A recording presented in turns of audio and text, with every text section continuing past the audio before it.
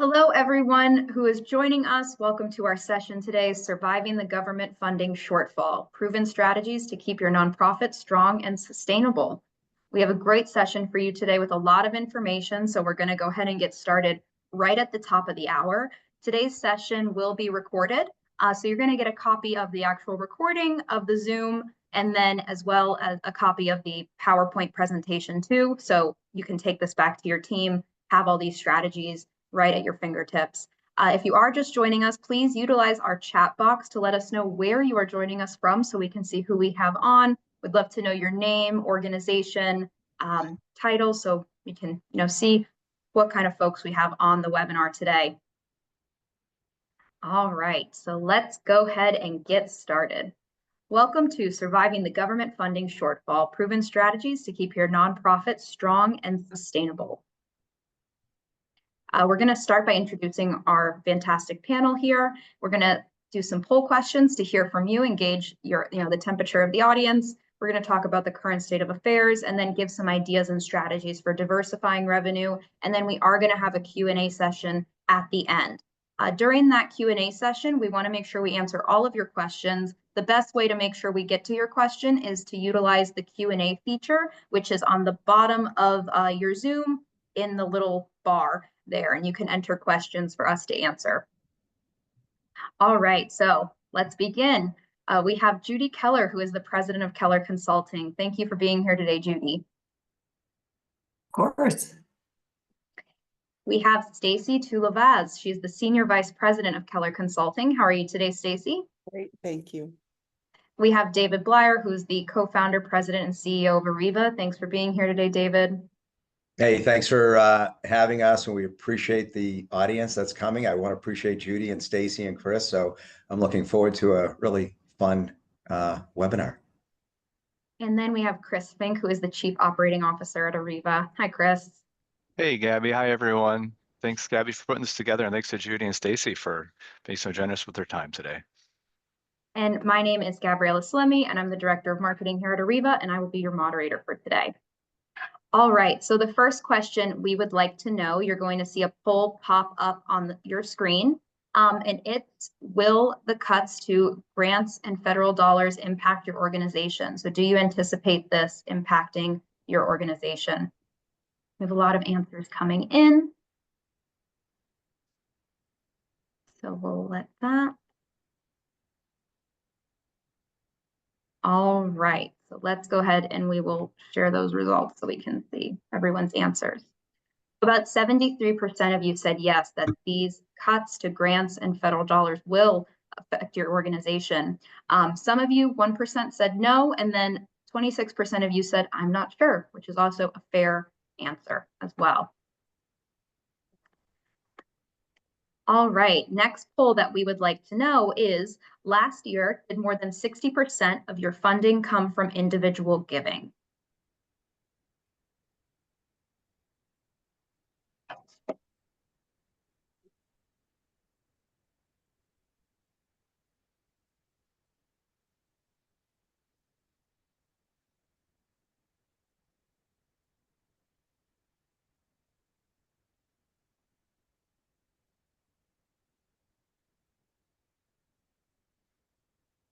Okay, let's see. Okay, so the majority, 76% of you said no, that you would say less than 60% of your funding came from federal or individual giving, which is interesting to see, and 19% of you said yes. Great. Next question, we want to know, how many different solutions are you currently using to manage donor activity? This can be everything from one solution for online donations, one for peer-to-peer, one to host your events and manage them, maybe one for volunteers, one for grants, one for memberships, one for auctions or events that you run. So we would like to know how many different solutions you're currently using to manage those donor activities.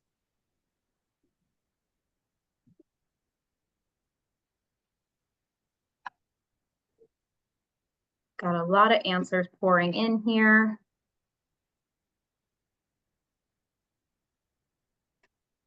Okay. So I'll go ahead and share these results. So it seems it's evenly split between 1, 2, and 3 solutions. Some of you are using 4 or more, and 4% of you are using 5 or more, which is really interesting to see as well.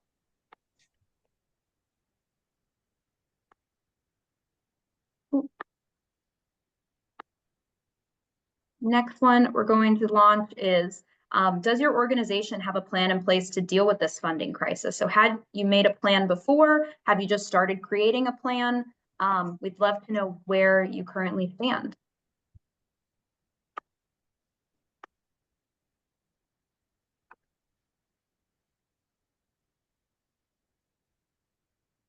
All right.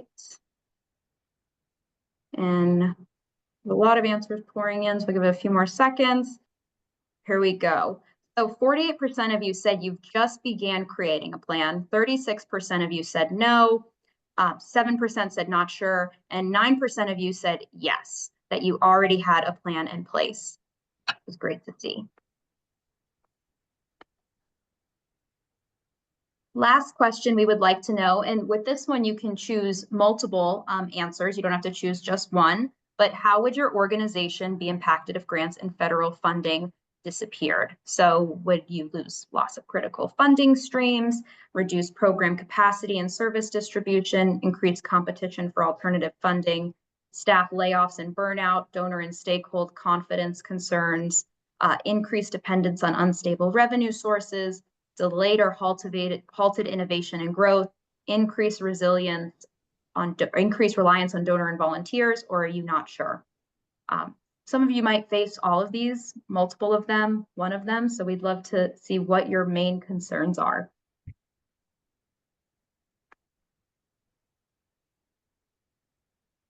All right, and looking at the results, seems the majority of you are concerned with loss of critical fundraising streams and reduced program capacity and service distribution, with concerns all across the board. So we're going to cover a lot of these concerns on this webinar today. So you are at the right session.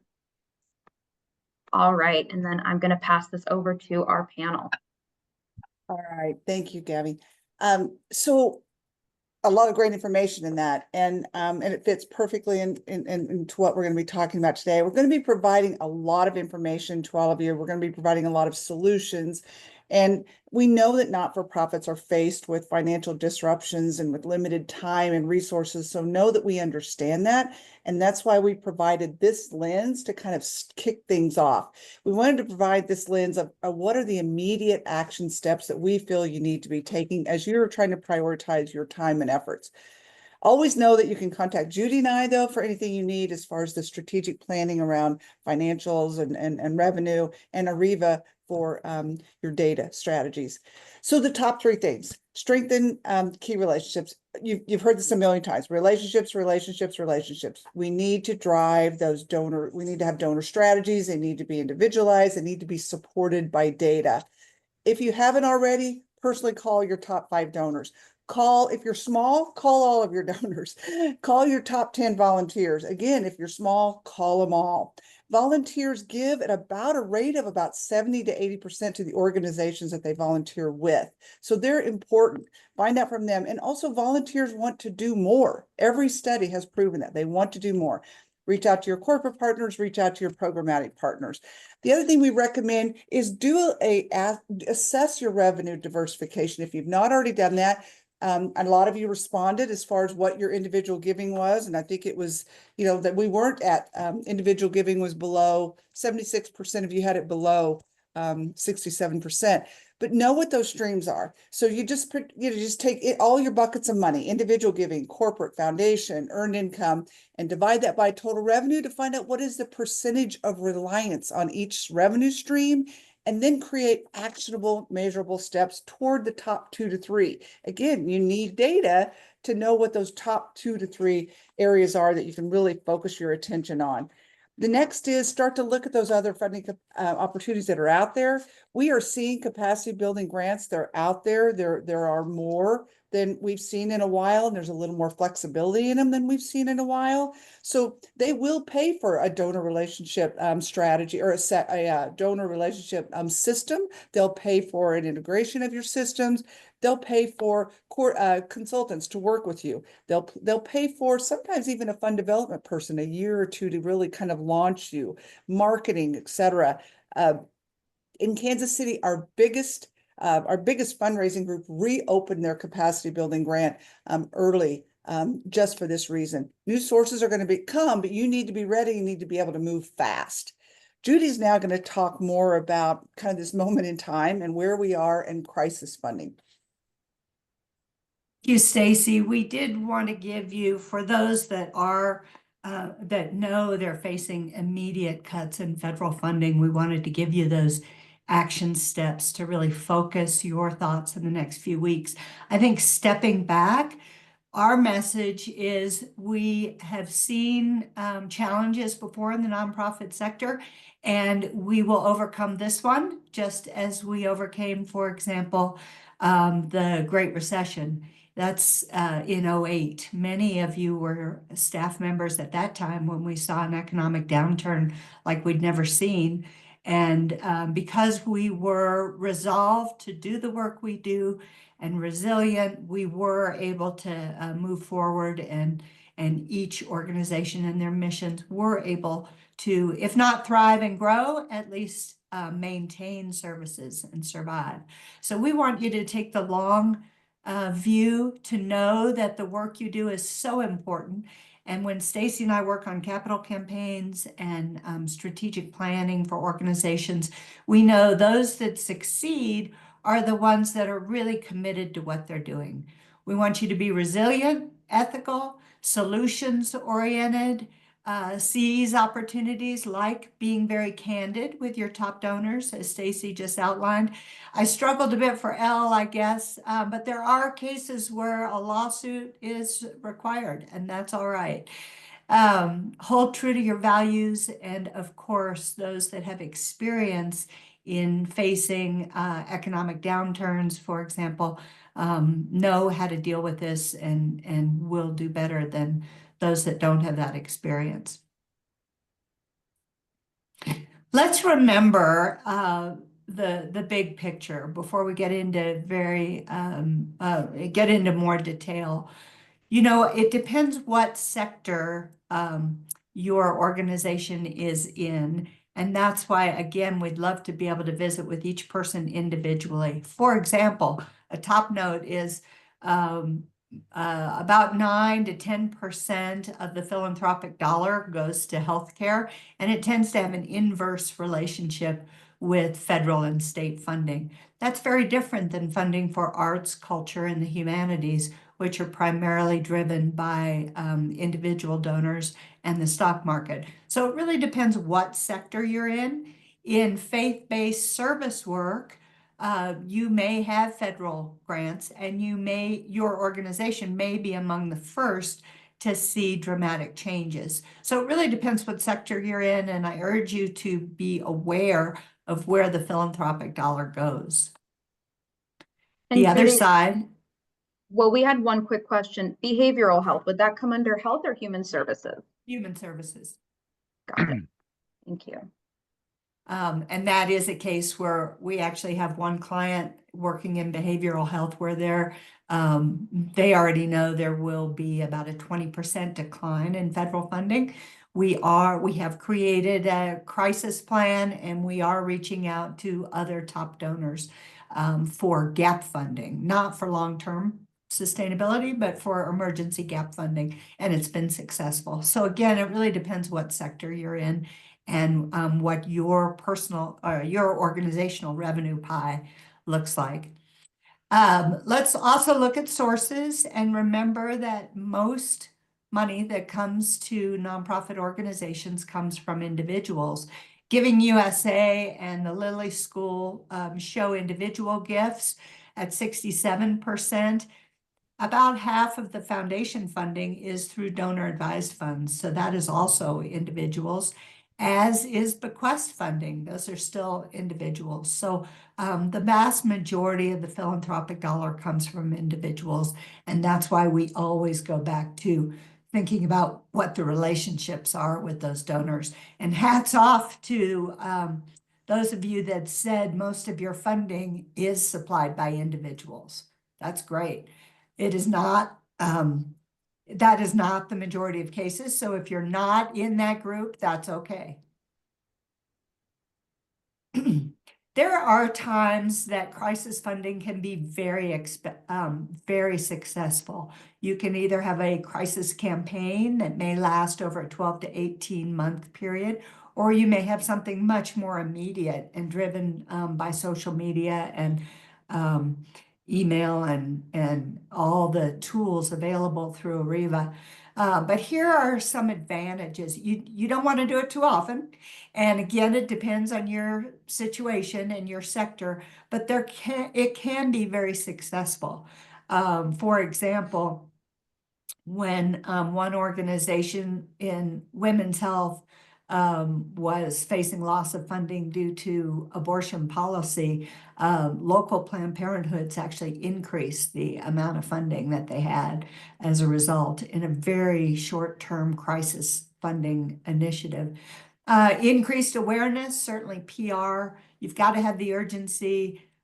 You've got to be able to show that you already have community engagement, but it can be an opportunity for new partnerships that maybe you've approached and have been on the fence.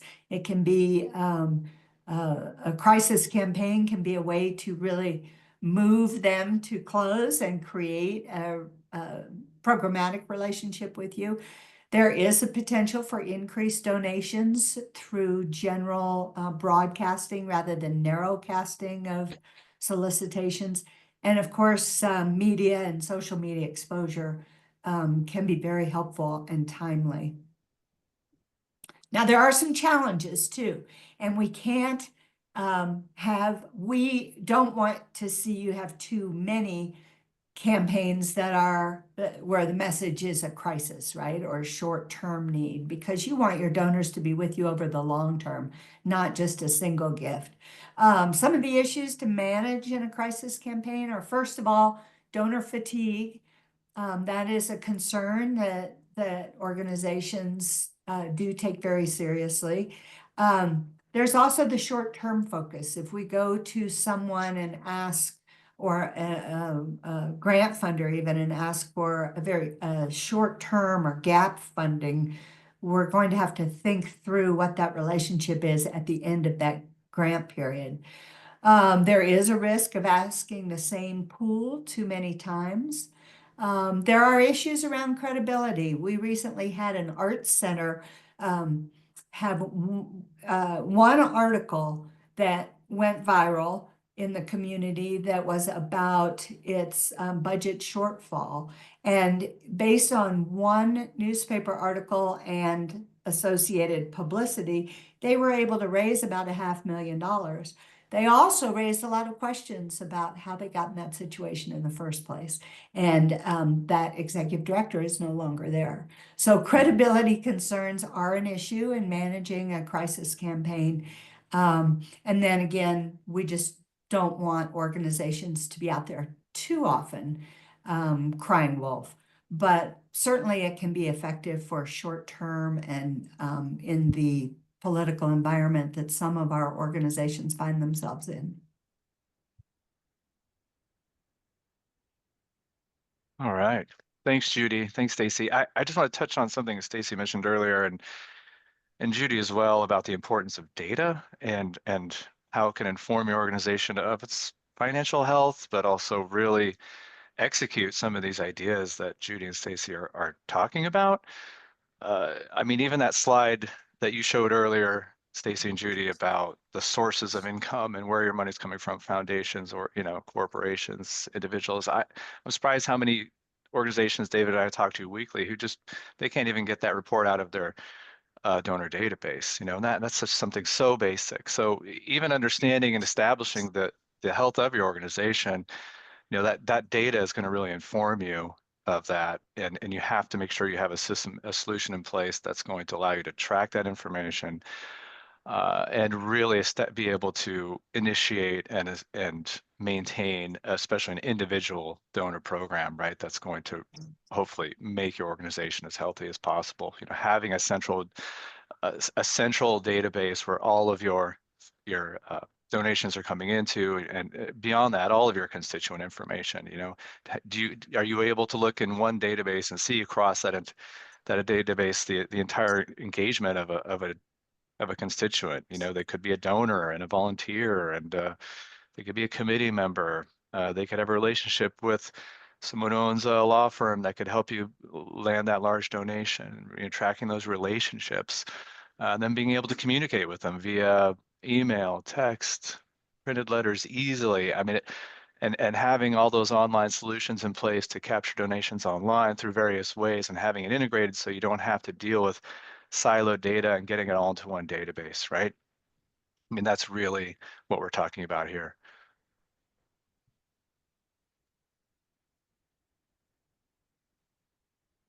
So one of the things that we're going to be, and I can't emphasize enough back to that, because you might be saying, because again, Judy and I, we all work with different not-for-profits, and you might be a little overwhelmed with, I just have so many, you know, I have so much time, I have so many resources. But integrating your data is connected to every single piece of what we're talking about, and having that data, having one system instead of multiple platforms. I can't emphasize enough how important that is. So basically some tips for kind of diversifying your revenue. I'm going to just give you an overview. So we're going to go through some very detailed solutions and tips. And these are kind of the 5 categories that we're going to be looking at. We're going to be focusing on, again, strengthening individual giving. You're going to hear that throughout, expanding corporate relationships. And again, all of these pieces. And finally, even looking at, don't be afraid to advocate. I think not-for-profits are very afraid of that. So again, we're going to go through each of these steps, because we want you to continue to be able to serve your communities. And we think that these resources will be able to help you in these priorities. So we'll go to the next slide.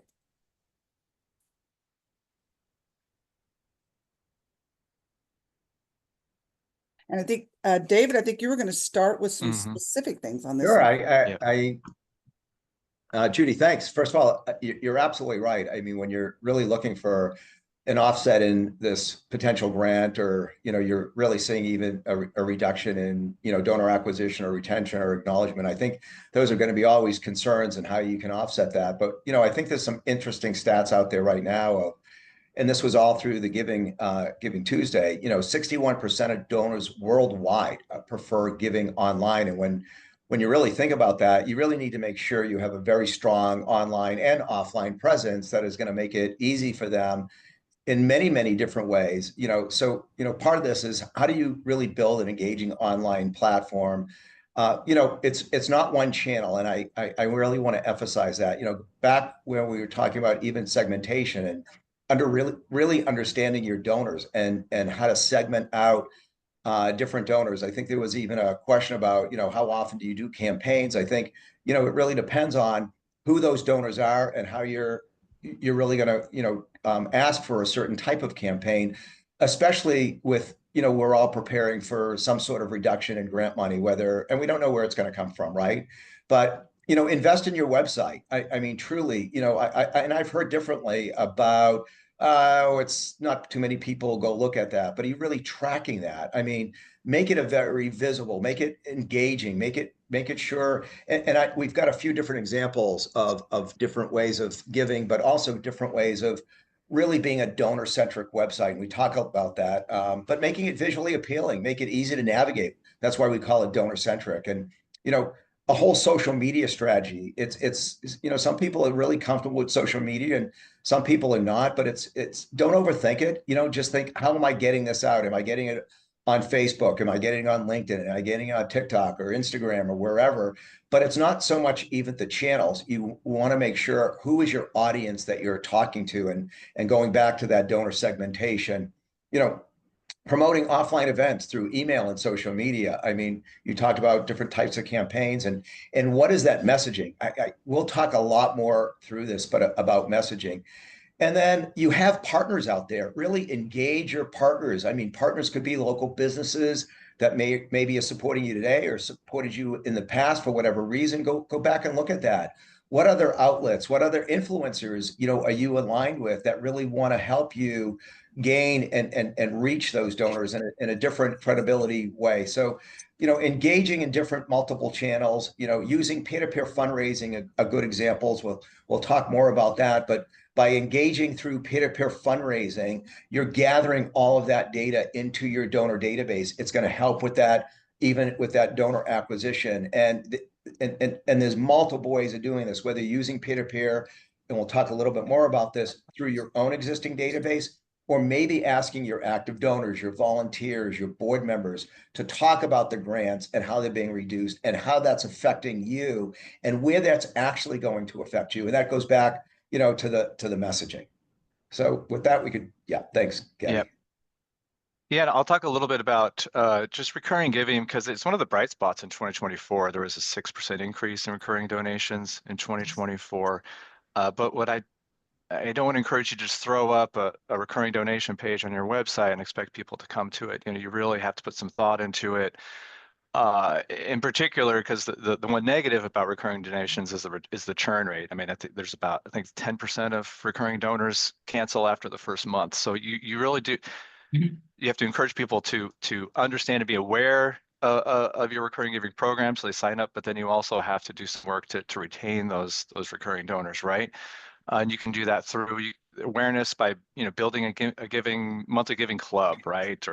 And make them feel valued and connected to that mission by being part of a club, right? And then offer little perks. It doesn't have to be a lot of work for you. It doesn't have to be onerous, but you can do little things like having a welcome kit or a thank you letter specific to them about becoming a recurring donor. You can give them early access to events or priority registration. You can send them exclusive video messages or behind the scenes stories. Just make them feel more connected with your organization, so once they do become recurring donors, they stay in that program, right? Or you name the program. Don't just call it a recurring giving program. Call it the Circle of Change or a Sustainer Society or something like that, right? And celebrate milestones, right? Highlight it when their anniversaries, when they're they've been with you for a year, et cetera. And to bring awareness, leverage social media, right? It's huge. Share impactful stories on social media. Encourage people to become recurring givers, to give you $20 a month to feed that child year round, or use video testimonials on your social media outlets to do that as well. And you can also use email campaigns as well, also to bring awareness, right? And do visual storytelling through those emails. And peer-to-peer campaigns is another way to do it. If you have a platform that allows you to execute on peer-to-peer giving campaigns, you could have supporters outside of your organization, it could be board members, staff members, other donors who can create their own giving campaigns on behalf of your organization. And they can amplify that out through their social media platforms and increase awareness beyond your donor base, right? And then, of course, just having the technology in place to do all this, right? Do you have a donation form that allows you to insert the ability to easily just check a box and become a recurring donor, even on your standard single donation page? That's a huge one, right? To encourage those one-time donors to become sustaining donors. And having separate pages for recurring giving, and just make it a set and forget it affair, right? Like with Ariva, once they sign up, there's really just the money just starts coming in. So it creates that annuity stream, and that's what's huge. It's going to build that individual donor base for you, right?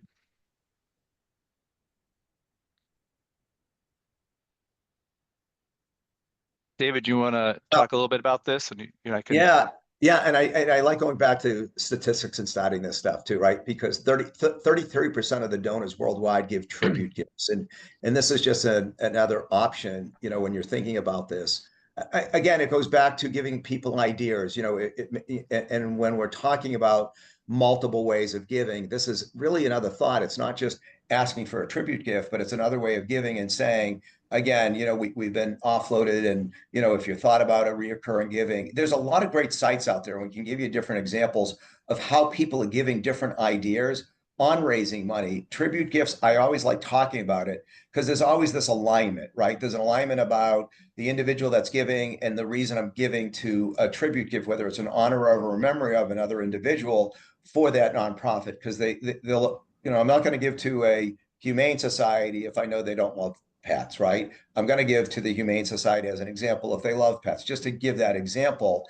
And when you do that, you really want to make sure that you're providing a way immediately that the donor that's giving a tribute gift is getting acknowledgement almost immediately, if not automatically. And I think automatically is the first thing and first step. The other thing that is really causing a problem out there just in general is the lack of acknowledgement to the person that's actually receiving the tribute because they're not receiving it in a timely manner. And we hear this all the time, which then becomes, and it goes back to that donor acquisition or donor acknowledgement or donor retention or the decline in retention. And this is just some of the things. So when you're thinking about tribute gifts, it can be a very positive thing. So make sure, it really is automated, how you're sharing that out and talking about the impact that it's causing. Even, if you want to give a tribute gift and maybe you didn't give a donation this year, or you've given a donation and you're thinking about it, it's another way of doing that. But also acknowledging them, creating an online tribute wallet.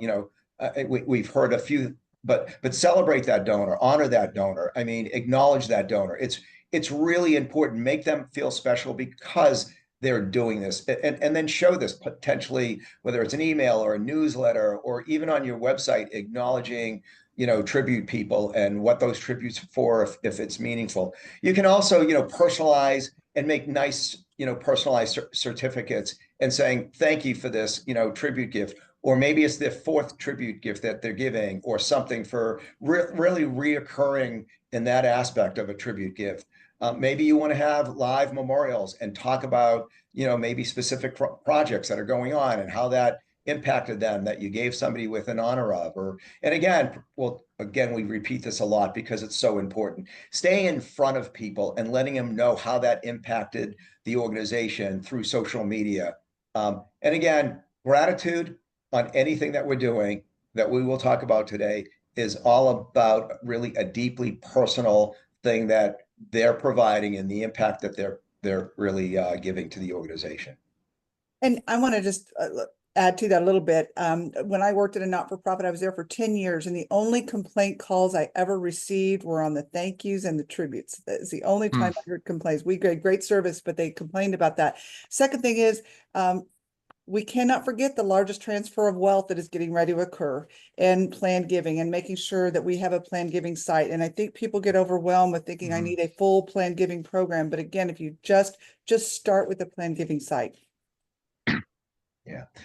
Yeah. And when you're looking at this too, because it's important when you think, why do I do this? Is there a fact of doing this, or is it an emotional driven reason why I'm doing this? But when you think about, we hear a lot about peer-to-peer fundraising, and it can be really, really successful. 20% of donors will refer other donors through peer-to-peer fundraising. But it is very personalized if you think about it.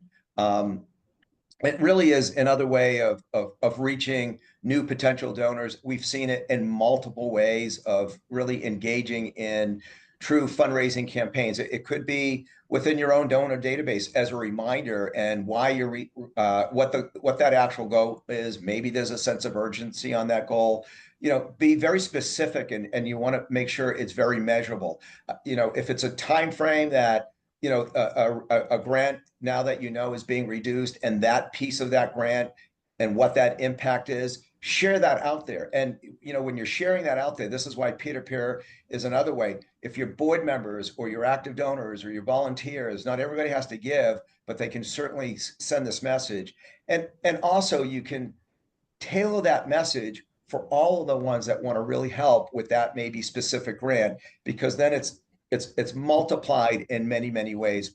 And then encourage it. I mean, encourage it through different methods and recognizing those people. But again, when you are doing that, you want to create specific themes, right? You want to be very specific. So 3 good examples on this, and we have a few that we can send you as ideas. But one is that sense of urgency, right? The other one is within your existing donor database and reaffirming that.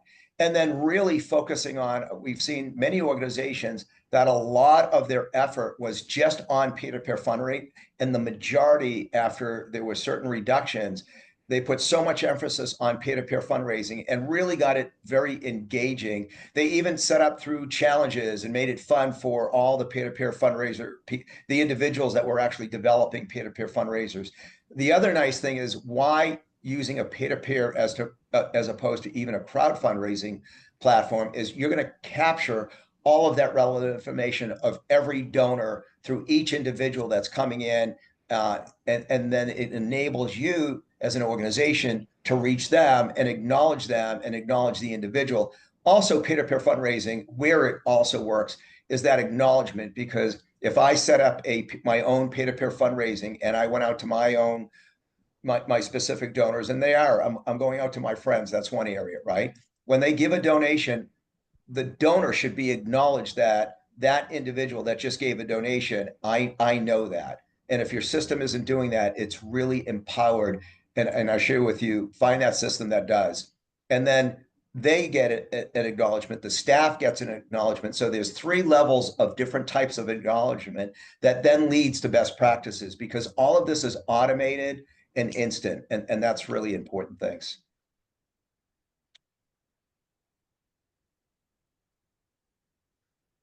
Well, we go on. Chris, do you want to touch on, I know you love the team fundraising part.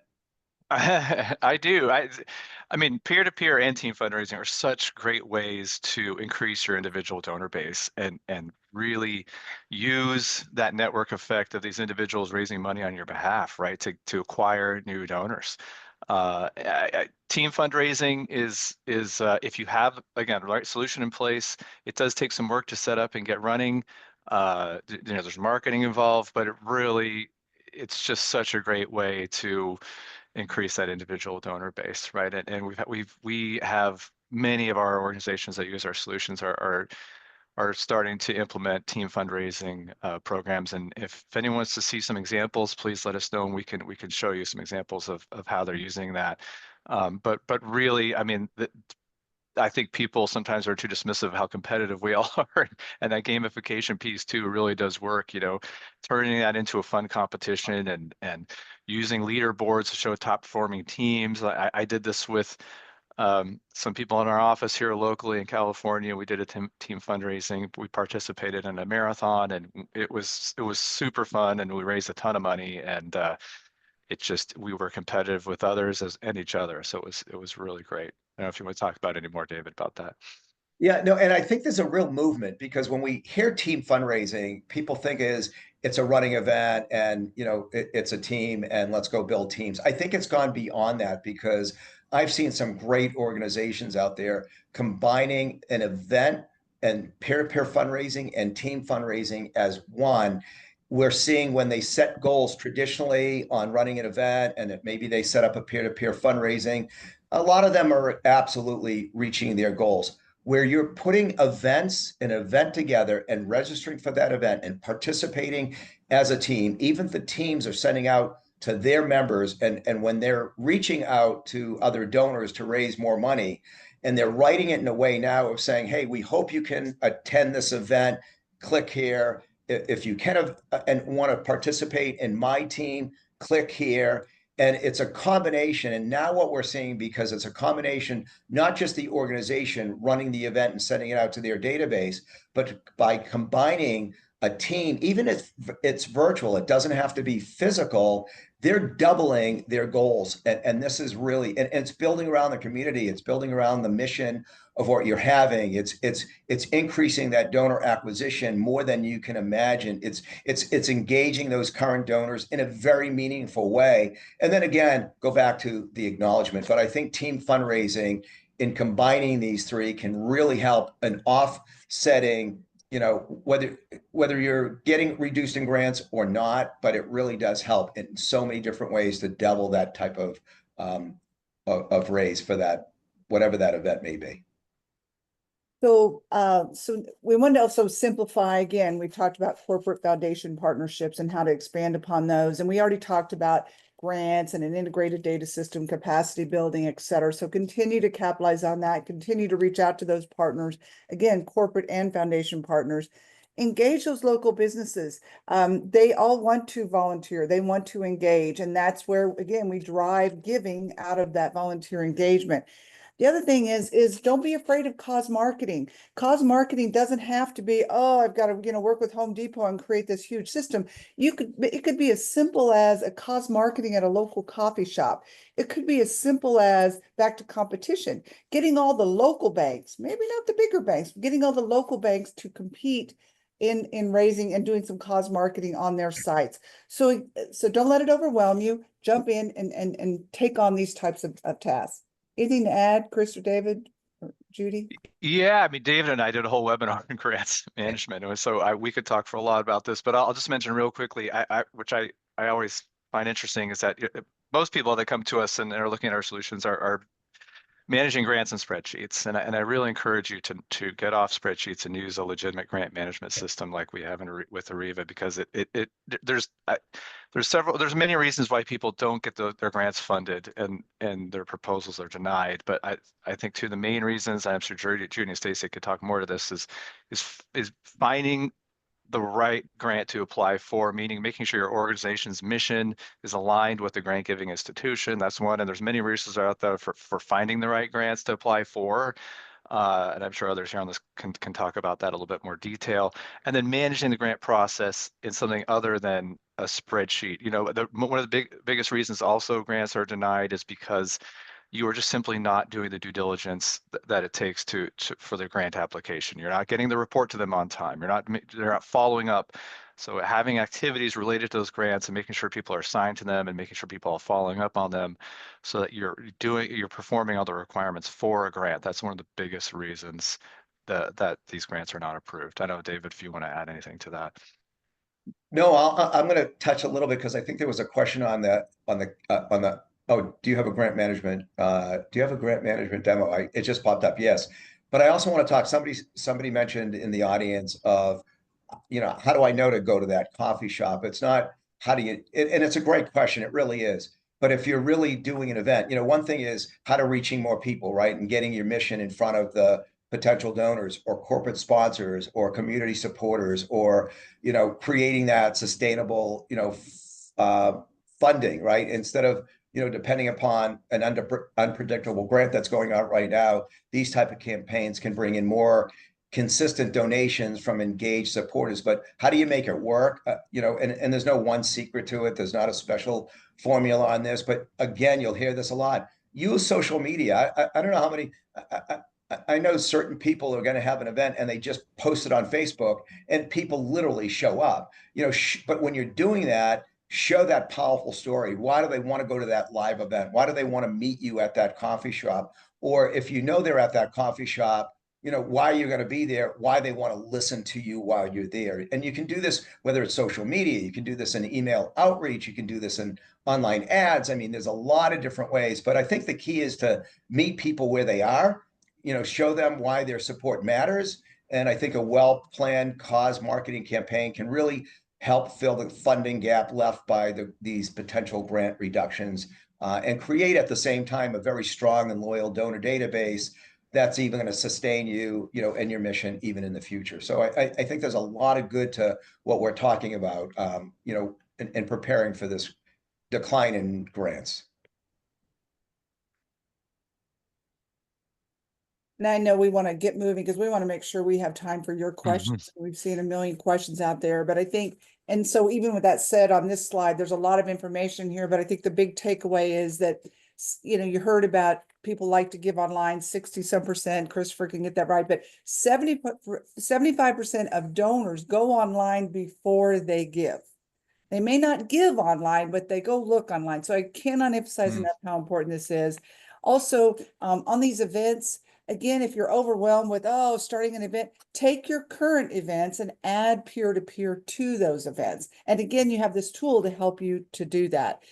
And as I think Judy mentioned in the chat, their capacity grants will cover marketing, they'll cover the events, they'll cover some of those different things.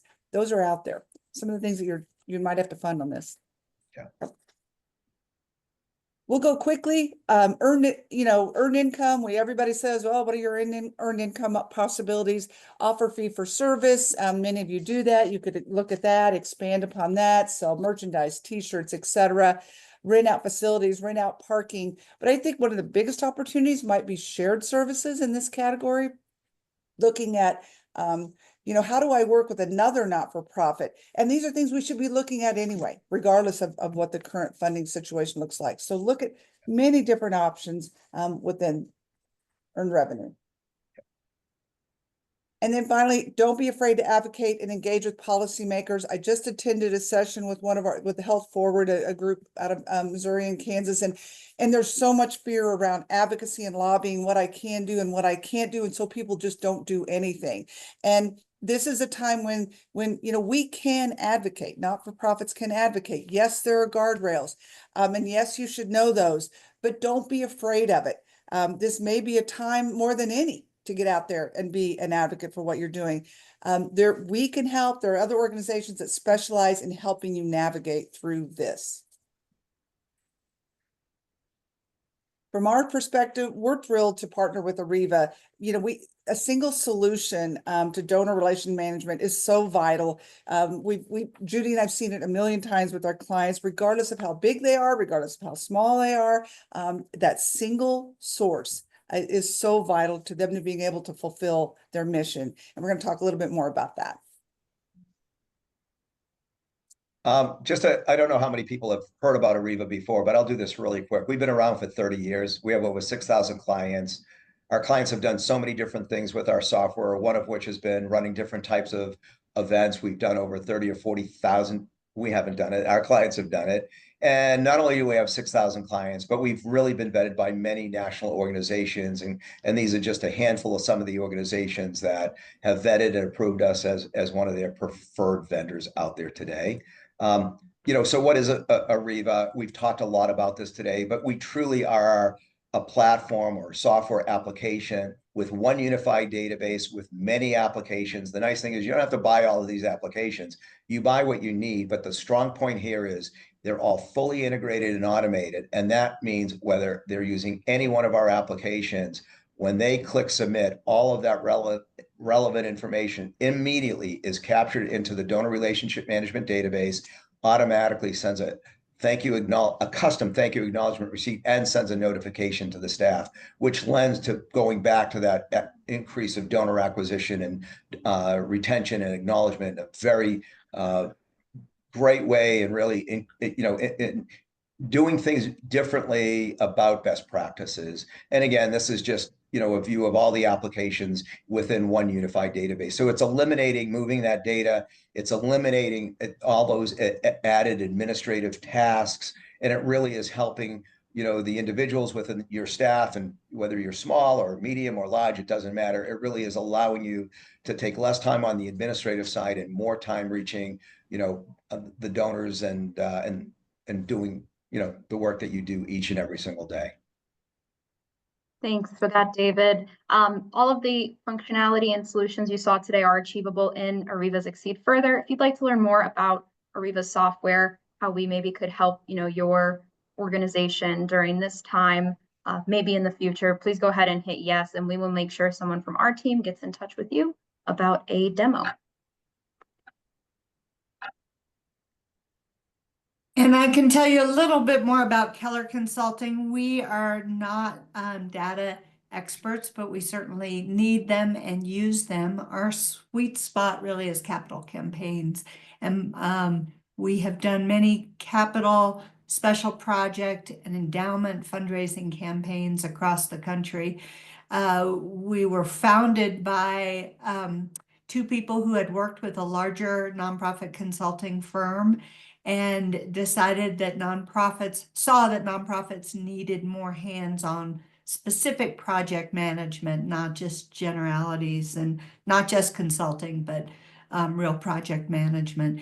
Again, Stacy and I are happy to visit with anyone on the call specifically about your situation. It may not be a capital campaign. It may also be revenue planning and either strategic planning or resource development planning, either crisis or not. We see that organizations really are often just doing what they did last year, but their environment is changing. So given today's topic, with the environment changing so much in the federal funding sphere, many of us need to rethink what we're doing, whether that's the number of special events, the revenue streams, how advocacy plays into your fundraising. We take a holistic approach to fundraising consulting. Thanks for that, Judy. And if you would like to learn more about Keller Consulting, we will make sure Judy, Stacy, someone from their team gets in touch with you. So you can go ahead and hit yes on that demo poll now as well, too, if you'd like to meet with Keller. All right, well, we have a lot of questions. We have about 12 minutes here, so let's go ahead and dive right into those. Here's one question. Can you explain if Ariba has capability to manage donor relations and their journey through the cultivation cycle? Can it automate outreaches? Yeah, I'll take a stab at it. David, you can chime in too, please. We do have we actually have a major donor tracking management in our system, particularly, but you can create your own customized donor cultivation stages that you walk your donors through and manage those stages for each prospect. You can set ask amounts for your prospect. You can assign solicitors, those could be staff members, committee members, board members, people who are going to go out and raise money on behalf of your organization. And you can have overall goals for people and solicitors or teams of solicitors. You can run reports. You can set up campaigns online to take pledges, et cetera, online to support this effort if it's a major donor effort, a capital campaign, or whatever you're trying to manage. And you can really manage those prospects through those stages. Basically, it's like moves management, right? So yes, and some of those pieces are automated too if you need to have them. Mm-hmm. Thank you, Chris. Another question we had, what do you consider too often to have a campaign? Well, I had mentioned frequency, so I'll take that question. And I hate to punt, but I need to punt. It really depends on your organization and how you're communicating with your top donors now. It may be that for your organization, you want to speak to your top 10 or 20 donors on a regular basis, and you may not need to go to the full annual fund appeal audience, right? It really depends on your situation. I know, for example, I've spent a lot of time in public broadcasting fundraising, and there people are accustomed to 2 to 3 times a year hearing very public online appeals. So in that case, you may be able to add one that's very short and intense. Whereas an art museum may need to take a little quieter approach. It really just depends on your organization, but we're happy to talk after the webinar. That's great. Thank you, Judy. And there have been a lot of comments in the chat about, losing donor money now because of the stock market hit and the fact that the arts are at the bottom all the time. A lot of people want to know, do you have any tips specifically for the arts and, cultural organizations? We've actually done whole seminars just on fundraising for the arts. Again, large institutions, large museums have a different landscape than small grassroots organizations.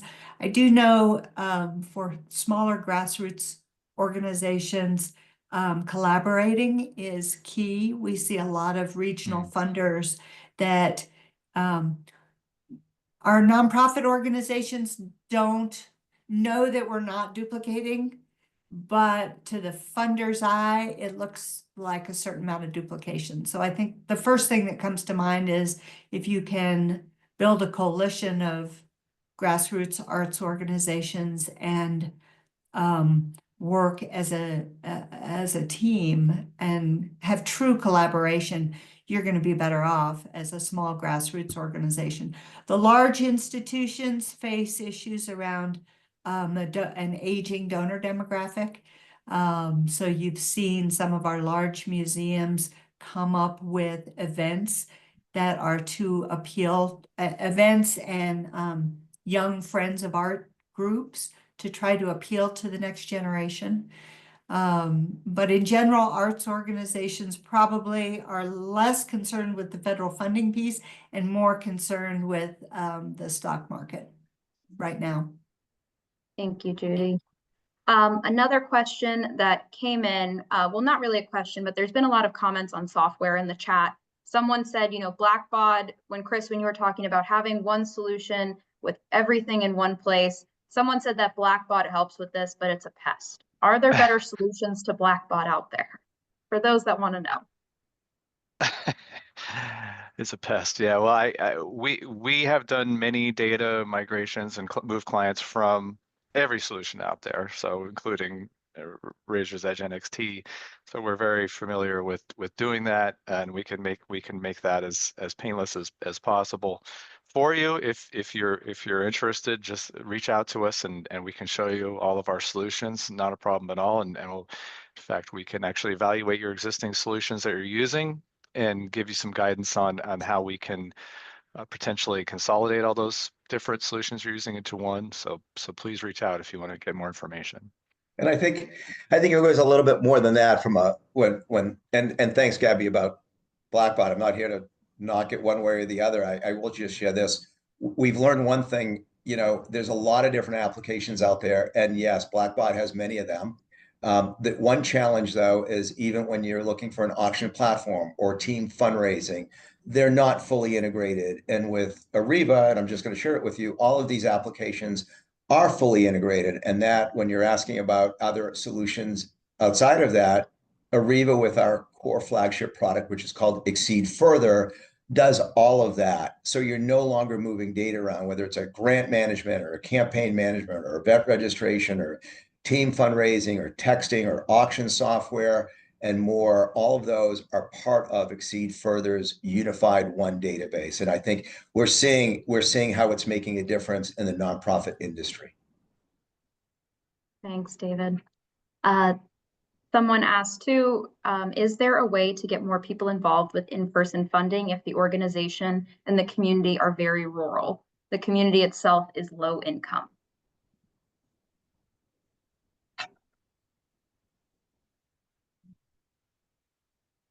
Well, I can take that, but I'd have to say, well, I want to hear more. I want to learn more.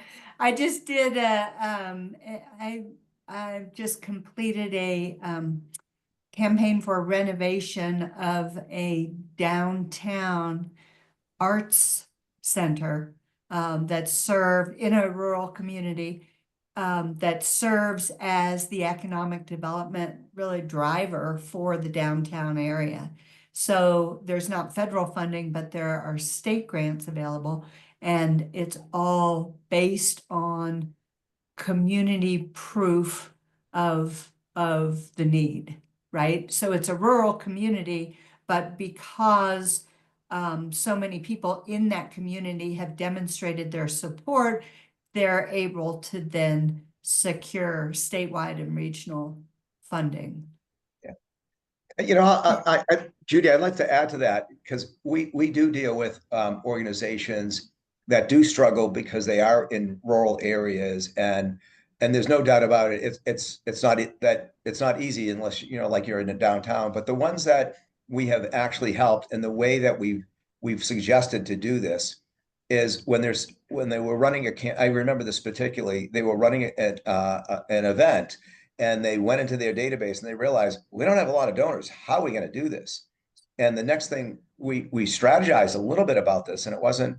And in strategizing, the conclusion came was, let's go back out to the local community and the business owners, right? And whether it's the schools, whether it's the healthcare facilities, whether it's services, whether it's the restaurants, and go back to the community and ask them to help, and then go back in time. Not that this is always, one solution. And like Judy said, we need to know a little bit more information, but go back in time of who sponsored before, are they continuous sponsored? Maybe you haven't done this a lot, but using them and then you have to craft an email marketing campaign for them because again, it's like social media. It's another channel that maybe you're focusing within that restaurant, all their employees about this event and why, or the healthcare facilities and their staff of why. So there's a lot of different ways in a rural area that you can engage the community, even though you're spread out so much. We've raised over $14 million in a county in south central Nebraska with only 1,200 people in it. But the cause was worthwhile, right? It is the National Willa Cather Foundation and the largest national historic site devoted to an American author. So there is money available for rural causes. There are also foundations that a couple come to mind that focus on rural areas. So I think just having the strategy can drive success. Judy. Quick question on the Exceed Further side, because there was a couple other questions that came in. Can you manage multiple languages or donor language preferences? We have individual donors with different language preferences and have to prepare everything in 2 languages and basically split our database.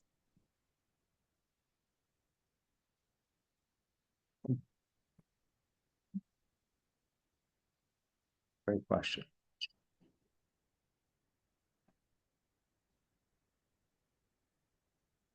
That's interesting. I've not had a client that stores data in several languages. I would say, in my experience, the default is English.